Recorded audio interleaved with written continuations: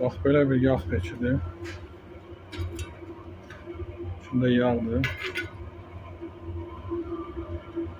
Damır. Kompresordur. Kombinin kompresorudur. Kombinin 55 wattlıq. Bu da peçdir. İçində odun peçi.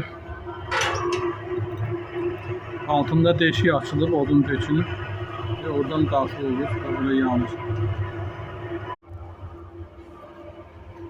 Bax belə bir yağ peçidir.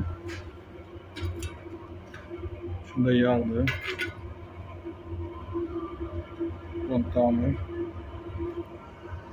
Kompresordur. Kombinin kompresorudur. Kombinin 55 wattlıq. Bu da peçdir. İçində odun peçi. Altında deşik açılıb odun peçinin ve oradan daxil olur və belə yanır.